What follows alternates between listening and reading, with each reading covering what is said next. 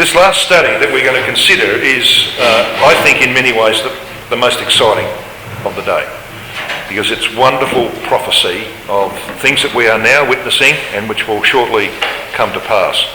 We'll get to that in due time, but in order to introduce this era in the history of God's people, we need to have a look at what conditions were like in the times of Jeroboam II and Uzziah, king of Judah, who were contemporary rulers. So let's take a first glance at a second Jeroboam, Jeroboam II. We call him the militant restorer. Now he, of course, was in the dynasty of Jehu. His name means, as Jeroboam's name meant, the people will contend. He reigns for 41 years from 794 BC as co-regent, and then from 781 to 754 as sole ruler of the northern kingdom of Israel. He was the son of Jehoash. He's contemporary with Amaziah and Uzziah, kings of Judah. And he lived at a time of great prosperity. This is what we say about him in the King's Notes. The character of Jeroboam II.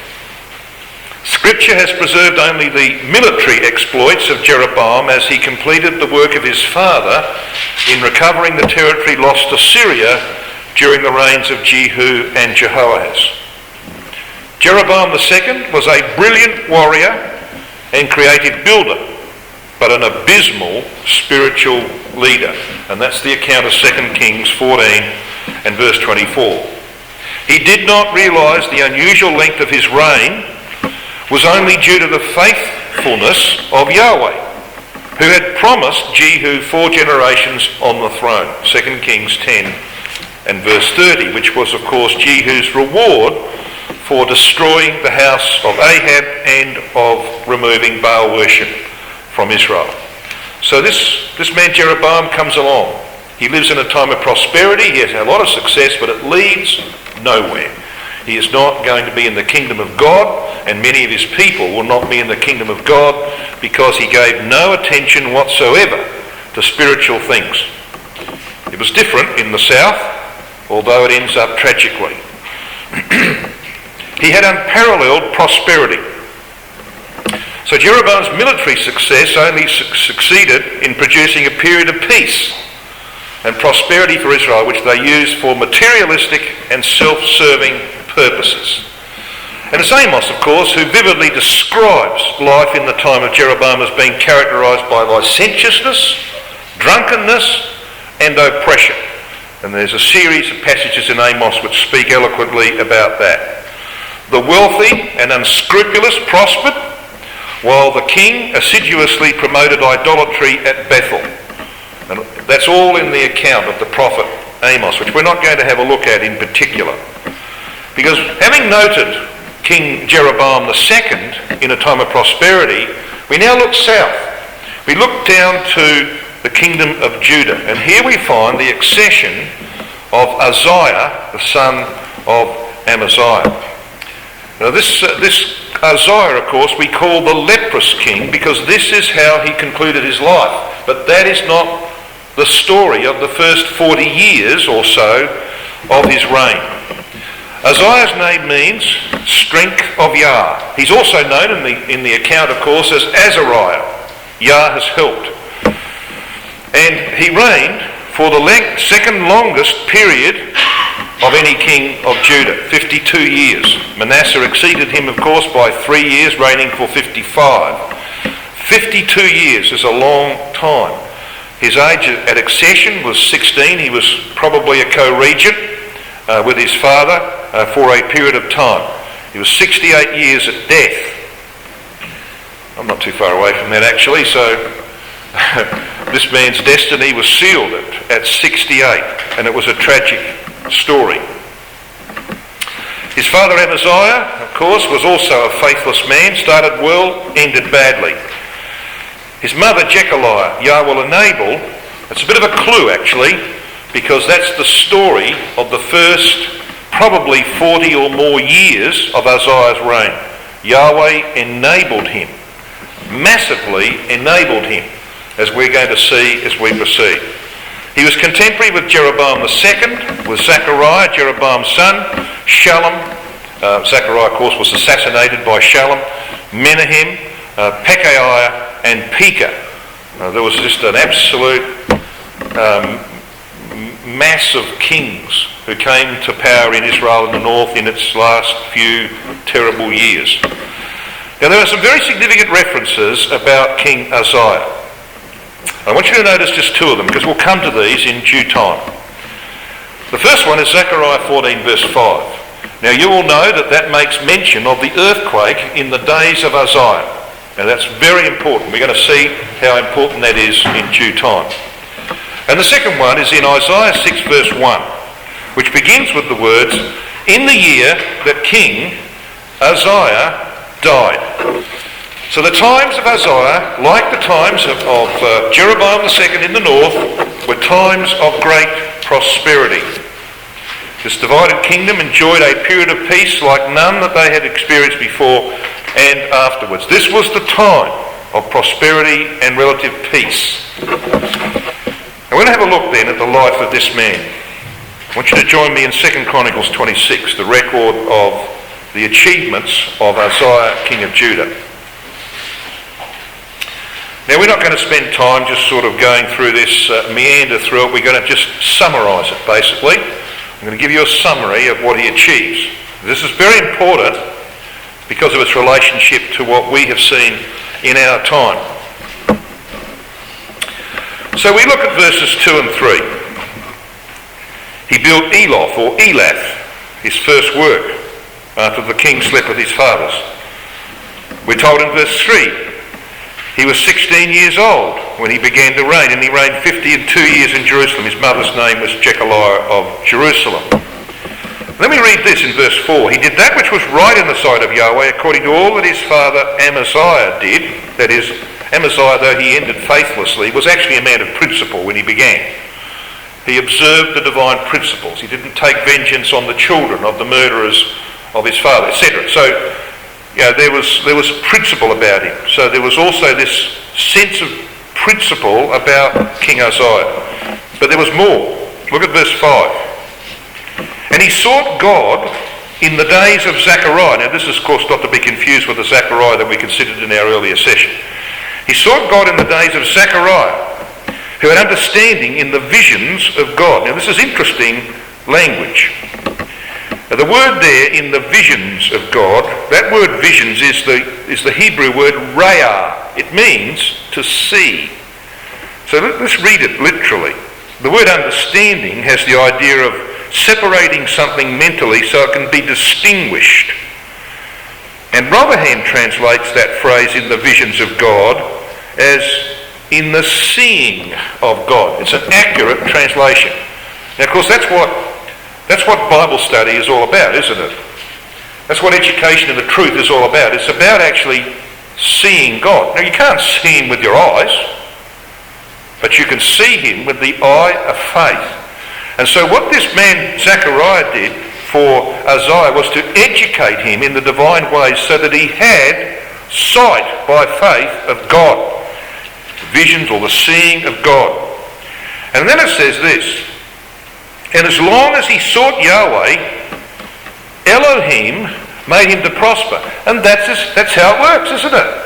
If you develop that seeing of God, if you come to understand your God, to know him as he reveals himself, and you serve him, guess what he does? As long as you seek him, he sends forth the angels. Elohim made him to prosper. That's what happens in our lives. It happened in the life of King Uzziah. The angels were sent forth to minister on behalf of those who would be heirs of salvation in that day, and they are sent forth today. So there's a very important lesson there. And then we have this catalogue of achievements, an unbelievable record of achievement over probably about 40 years. In verse 6, he went forth, he took the initiative, he defeated the Philistines, and he subdued 3 of their cities in verse 6. In verse 7, he waged a successful campaign against the Arabians and the Mehunims. So he was a conqueror. And we read in verse 7 that God helped him in that. In verse 8, he put the Ammonites to tribute and became famous in the land of Egypt. In verse 9, he fortified the walls and defences of Jerusalem against attack. In verse 10, he brought water to the dry wilderness and promoted agriculture. He was a man who loved husbandry or farming. In verses 11 to 13, he built a formidable army of 300,000 highly trained soldiers. In verse 14, he built an arsenal of effective weapons of defence. In verse 15, he invented and built cunning engines of war in Jerusalem. It's not a bad list, is it? In verse 15, he became internationally famous for his success. So this is going on over decades, but it's an unbelievable list of accomplishment. So why? Why was he so prosperous? Why was he so successful? Well, here's your answer. You find it at the end of verse 15 of 2 Chronicles 26. In that final sentence it says, "And his name spread far abroad, for he was marvellously helped till he was strong." Now that word marvellously there is the Hebrew word palah. It means to separate or to distinguish. In other words, it was peculiar help. It was something that God specifically did for this man. And there are 4 declarations of divine help in this record up to verse 15. As long as he sought Yahweh, we read in verse 5, Elohim made him to prosper. In verse 7 we read, and God helped him against the Philistines and others. In verse 3 we read these words. In verse 8 we read these words. For he showed exceeding great strength. You see verse 8? At the end of the verse, for he strengthened himself exceedingly. That's not a great translation. Rotherham's translation is on the screen. For he showed exceeding great strength. In other words, it's not his strength. It's because God helped him. And then the declaration of verse 15, for he was marvellously helped till he was strong. And it was that strength that was his undoing, because he became filled with pride. Now this is a very natural human nature thing, isn't it? It's the way human nature works. You can be marvellously helped, you become very powerful, very strong, very successful, but then begin to think, well, I've done it. This is about me. And that's what happened to King Uzziah. And he becomes the would-be Messiah. After 40 years of unmitigated success, the question that began to circle in his mind, he occupied his mind with this question: when Messiah cometh, shall he do greater works than this man, meaning himself? Will Messiah do greater works than I've accomplished over the last 40 years? And his answer was no. So that means I must be Messiah. Okay, I must be the Messiah. This is the reason why he enters into the temple to take over the role of the high priest. He's already king. He knows that Messiah is going to be a king priest. He knows that from Melchizedek. David understood that. Uzziah understood that. He knows that Messiah is going to be a king priest. He's king. He's had all his success. God has clearly blessed him. All he needs is the high priesthood. And he's right. He can be the Messiah. So you see, he makes that answer. No, Messiah's not going to achieve any more than me. Now he had a second name. His second name was Azariah. Guess what the name of the high priest was at this time? Azariah. So it's simply a matter of shifting one Azariah out and installing another Azariah as the high priest. That was his aim. Okay? So there was a simple transition from one Azariah to another. So this man began to think that he could be the Messiah. Now you might say to me, that's a bit of a stretch. Just hold on. Give me time. I'll show you it's true. Okay? We'll demonstrate that it's true. I want to have a look at his presumption. I want to read verses 16 down to verse 19. You notice how verse 16 starts? But. Well, that's the problem, isn't it, in life? But. All this success, but. Yeah, it's telling you that there's something changing here. But when he was strong, his heart was lifted up to his destruction, for he transgressed against Yahweh his God and went into the temple to burn incense upon the altar of incense. And Azariah the priest went in after him with 80 priests supporting him that were valiant men, valiant for the truth, that is. And they withstood Uzziah the king and said to him, it doesn't appertain unto you, Uzziah, to burn incense unto Yahweh, but to the priests, the sons of Aaron. Get out of here. For thou hast trespassed, neither shall it be for thine honour from Yahweh Elohim. Then Uzziah was wroth. He had a censer in his hand. He was going to offer incense.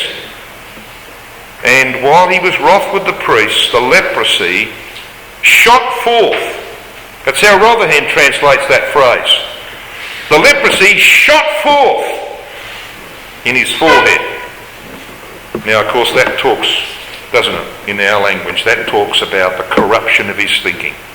You got leprosy in the forehead. That was the worst kind of leprosy that you could ever have. And we read in the law in Leviticus 13 that if you had leprosy in the forehead, you were wholly, totally unclean. It's the worst form. You corrupt your thinking, all right? That's the worst form of leprosy. That's what it represents. So it shot forth in his forehead. And they thrust him out from thence. Yea, himself hasted also to go out, it says at the end of verse 20, because Yahweh had smitten him. So we want to just analyse this little record here of the pretension, the presumption of Uzziah. So what we have on two sides of the screen, we've got pretension on one side and projection. You'll see what we're on about here. Josephus records that Uzziah entered the temple on a special feast day to offer incense on behalf of the nation. Of course he would have chosen a special day. He wouldn't have chosen any day. He would have chosen a special day. But you see, all of this is projecting to the real Messiah. This is the would-be Messiah, Uzziah, who thinks he's Messiah. It's all projecting to the real Messiah. Christ offered himself unspotted to God at Passover, a very special day, on behalf of all mankind. Josephus says he threatened the priest with death. Christ was crucified by the demand of the priests. Josephus records that an earthquake split the temple, admitting a ray of light that illuminated Uzziah's leprous forehead. Now that might be an embellishment, but we do know there was an earthquake in the days of Uzziah. Alright, so it's more than likely that this is the day of the earthquake in the days of Uzziah. An earthquake accompanied the splitting of the veil of the temple when Christ died, and the way into the Most Holy was opened for him. We're going to see, of course, the opposite happens. Uzziah wants to become the high priest. He wants to go into the Most Holy. Well, no, he's got to go the other way, out the door. So you see how this is projecting to the real Messiah. Uzziah was smitten with leprosy, that is a living death, for the rest of his days. Graves were opened at Christ's death, and he himself, 3 days later, arose to everlasting life. And we have this sharp contrast made between Uzziah and Christ. Uzziah the leper on the one hand, Christ the healer on the other. Uzziah the king was a leper unto the day of his death, says the record, because of an act of betrayal. At the moment of his betrayal, when Judas turns up, at the moment of his betrayal, the king of the Jews healed a man called Malchus, whose name just happens to mean the king. Uzziah's selfish claim to the high priesthood was repudiated by infliction with leprosy. Christ's claim to the high priesthood was demonstrated by his compassion to those who were out of the way. Uzziah the leper dwelt in a house apart so he could not touch anyone and defile them. Christ, the healer, regularly touch the unclean, including lepers, to heal them. Uzziah the leper was never healed of leprosy, so he never had the priest touch his right ear with the blood of the sacrifice for the cleansing of the leper. Go back to Leviticus 14 verse 14. If you were cleansed of leprosy, which of course was non-existent, except in the case of Naaman, didn't happen. But if you were cleansed, you had to go to the priest. That's why Christ sent the lepers that he cured. He said, you go to the priest and show him what's happened. Because it's never happened before. They've never seen it. Go and show them. And they'll realise that there's someone here quite different than the law, above the law. Christ touched the right ear of Malchus, whose name means the king, and healed him, thus signifying his power to cure the problem of leprosy. So you see these contrasts that are made, comparisons and contrasts that are made. Uzziah the leprous king was lying in state for an obscure burial in the field of burial of the lesser kings. Christ as king and high priest is seen in Isaiah chapter 6. While Uzziah is waiting for burial, Christ is seen in glory. Now we know that from John chapter 12 verses 39 to 41. That's pretty familiar, but I think maybe we should look it up now. We should look it up now. John chapter 12. So in Isaiah 6, we have a vision. We'll come to that in more detail in our next study, God willing. But let's just see what that vision is all about. John chapter 12.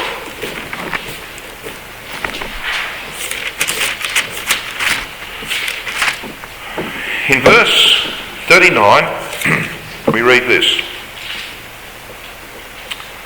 Therefore they could not believe, because that Isaiah said again, and he quotes from Isaiah 6 verse 10, He hath blinded their eyes and hardened their heart, that they should not see with their eyes, nor understand with their heart, and be converted, and I should heal them. So there is Isaiah 6 verse 10. These things said Isaiah when he saw his, Christ's, glory, and spake of him.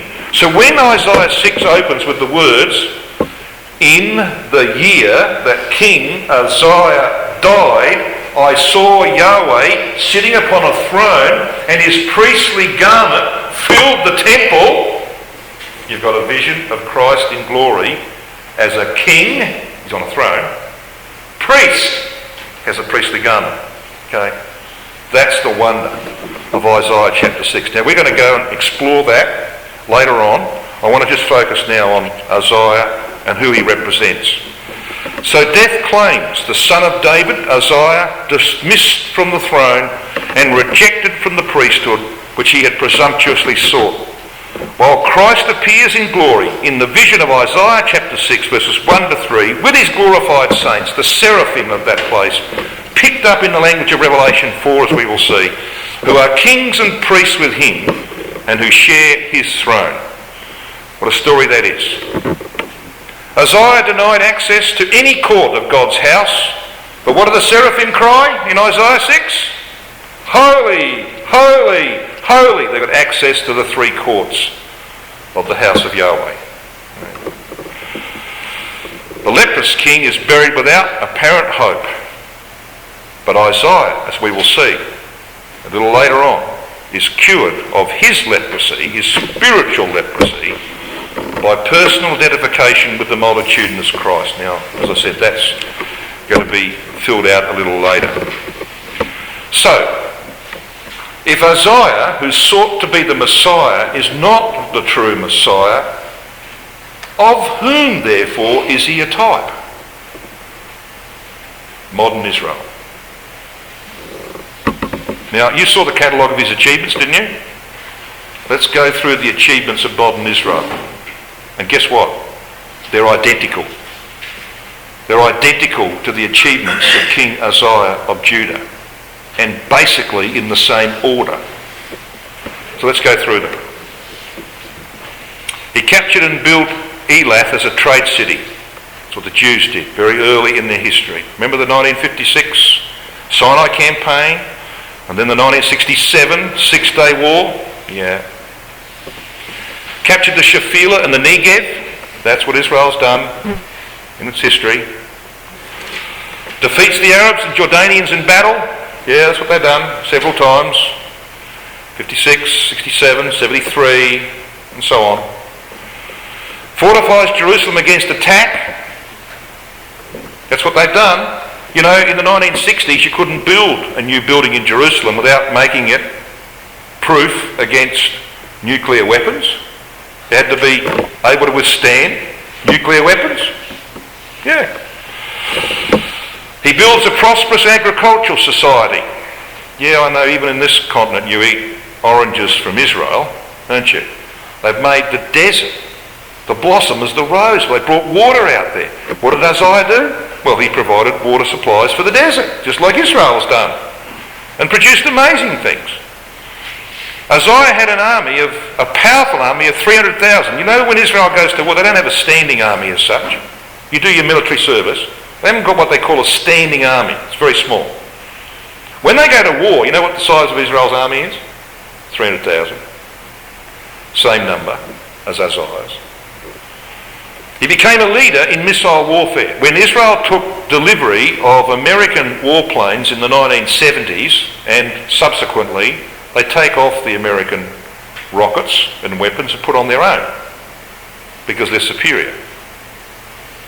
They are the leaders, very much the leaders of technology in the world today. He was helped by God. No doubt about that. We were told that. Has Israel in the modern era been helped by God? Well, of course they have. You can't survive an attack by 111 million people when you got 3 million as they had in 1967. We know they were helped by God. But sadly, like Uzziah, they attribute their success to their own strength. And you know that Israel claims to be the Messiah today? Can that be true? It is true. Let me give you the proof. Here's a quotation from Barbara Tuchman, who was a Jewish historian. She died in 2004. She wrote a book called The Bible and Sword. Anybody in the room read Bible and Sword? You need to get it. It's about the role of Britain in relation to the return of the Jews to the land over 2 or 3 centuries. It is a very, very good book. Bible and Sword, Barbara Tuchman. This is what she wrote in that book. Not until they came to perceive, beginning in the 1860s, that they would have to act as their own Messiah did the return to Israel actually become realisable. Now that's supported by the writings of Heinrich Gratz, who wrote in 1864 these words. He was a historian. He said, the Jewish people must be their own Messiah. That sounds weird, doesn't it? But they believe that they are the Messiah, the modern nation. Now when a party of Christadelphians went to the land, including my Uncle John Martin, they met the chief rabbi of Jerusalem at the time, Rabbi Abrahams, and they asked him a simple question. Are you in expectation of the Messiah? His answer was, he's a rabbi. His answer was, we are the Messiah. The nation is the Messiah. Yeah. Which is why we have the prophecies that we do about latter-day Israel. Their pride and their arrogance, which would characterise them to the very last day when Christ arrives on the Mount of Olives with the saints. That's what will characterise them. We know that from Ezekiel 39. Pride and arrogance. So he's helped by God, and like Israel, he attributed his success to himself, to his own strength. He wanted to be the Messiah, and Israel today claims to be the Messiah. So what does God do about that? He humbles Uzziah, probably with an earthquake at that time. And that's what he's going to do to Israel in the land. You come to Zechariah 14 verse 5.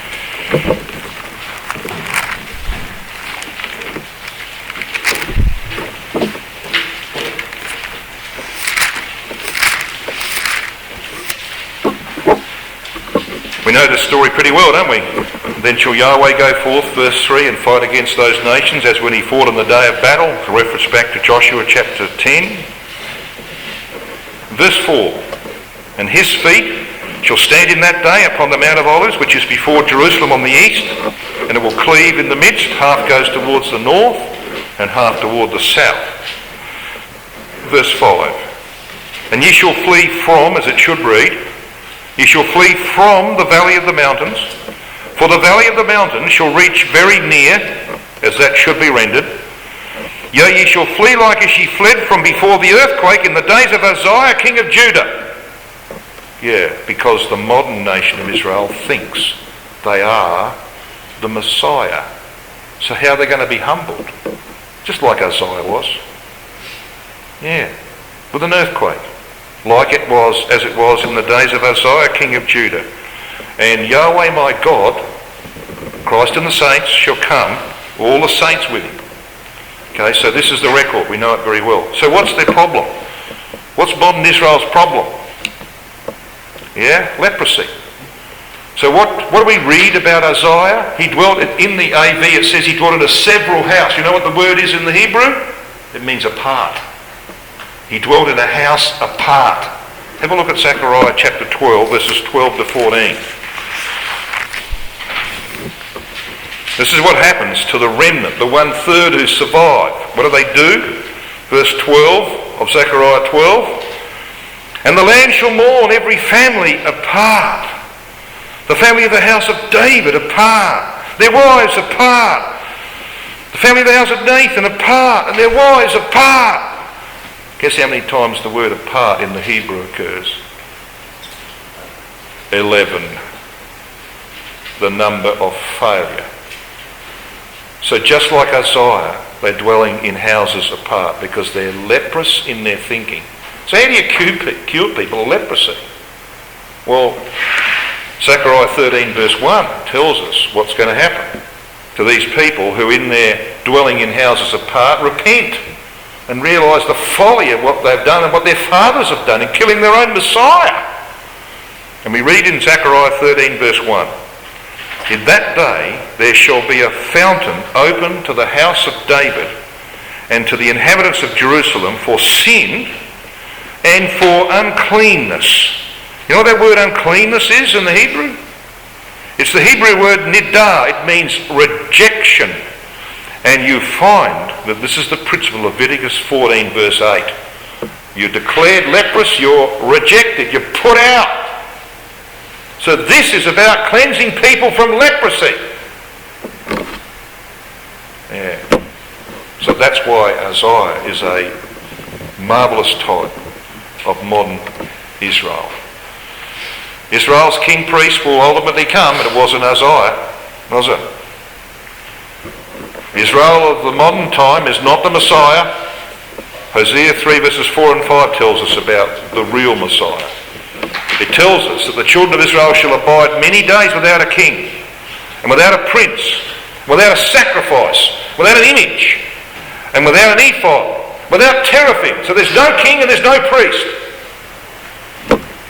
Afterward shall the children of Israel return and seek Yahweh their God and David their king, namely the Lord Jesus Christ, and shall fear Yahweh and his goodness in the latter days. And you and I hope to be there, not only to see it, but to be involved in the work of the redemption of that people, to cure modern Israel.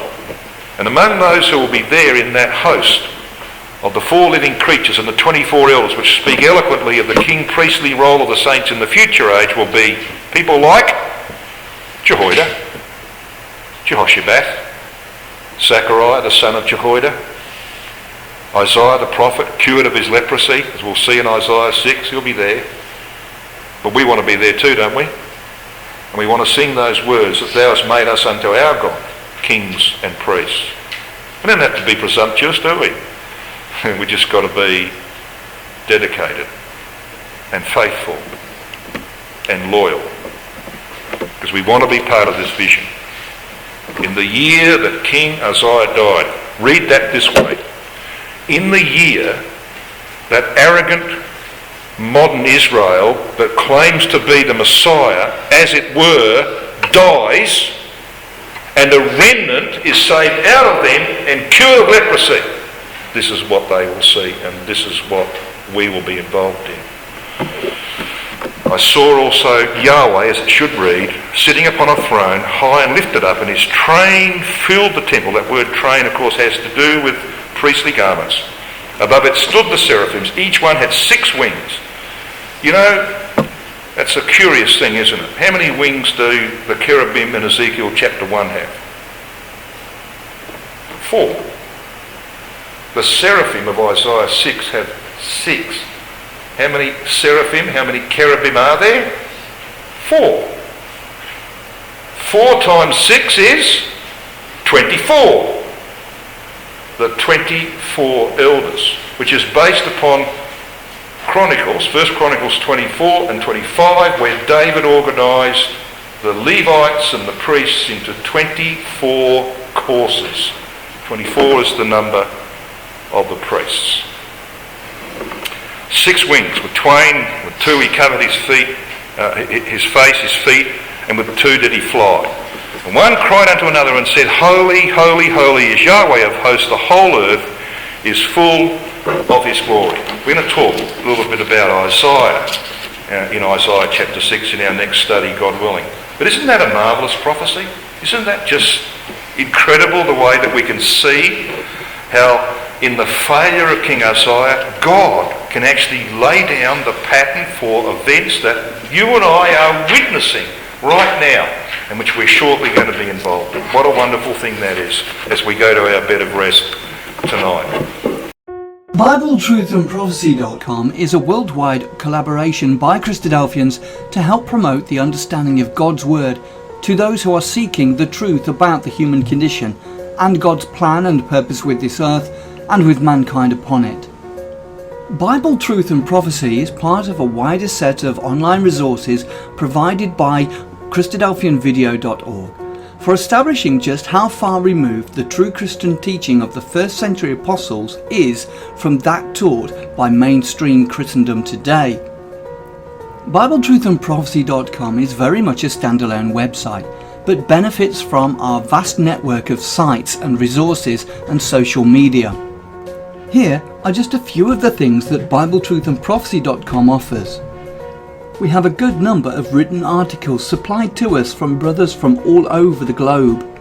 These deal with first principle issues, creation versus evolution, the inspiration of the Bible, and so much more.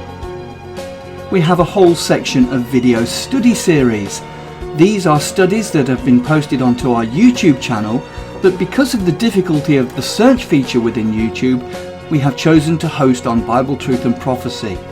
So now every video you search for within the site, you can be guaranteed that it will be of a Christadelphian nature.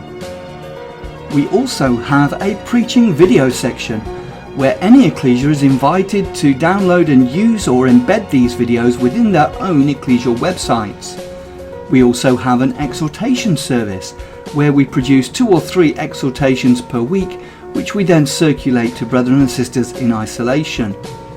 We also have an ever-growing list of approved Christadelphian sites.